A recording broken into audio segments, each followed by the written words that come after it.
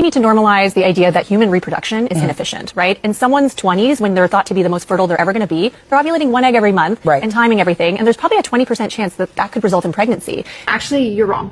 What we need to normalize is that getting pregnant doesn't have to be hard. What we need to normalize is not putting women on birth control at early ages to mask their reproductive health issues. We need to normalize teaching women to eat a diet rich in whole foods and not to be afraid of saturated fats. What has made getting pregnant hard is doctors telling women that it's hard to get pregnant because they fucked up in the first place by not providing the right guidance at the right time. It's not age and it's not genes. Poor guidance has made getting pregnant hard, but it doesn't have to be.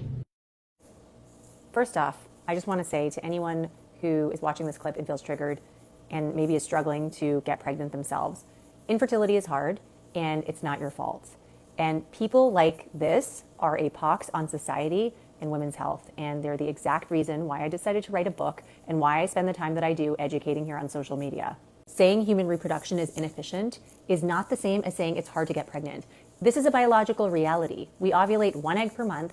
We have a narrow window of fertility where that egg is actually capable of being fertilized. And even in the most ideal conditions, the chance of conception per cycle is never 100%. So the messaging here is that it's okay if it takes time. It's normal, and your body isn't broken. Persistence can often pay off for a lot of people.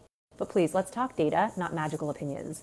This North American preconception cohort study followed almost 3,000 couples who had been trying to conceive for less than 3 cycles at the start of the study. They had no known history of infertility. And here's what they found as they followed these couples prospectively. After 6 cycles, the cumulative chance of getting pregnant was about 62% for women aged between 28 and 30 and 27.6% for those between age 40 and 45.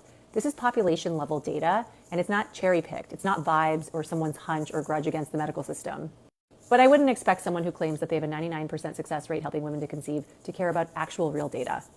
Also, please stop talking. Age and genes play a huge role in fertility, and that's not fear-mongering, that's science. Pretending otherwise isn't empowering to women. It's actually hugely irresponsible, and it reeks of someone who just needs a selling point, who builds their platform by driving a wedge between women and actual medical professionals and experts who spend their lives helping people actually get pregnant.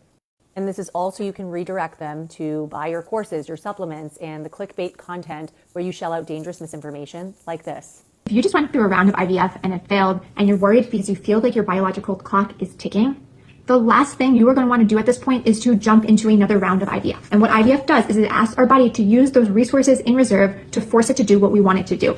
And the IVF failed because your body is protecting you, because you don't have the resources, you don't have the energy to grow another human right now. And by jumping into another round of IVF, you are further depleting your body of the resources it needs.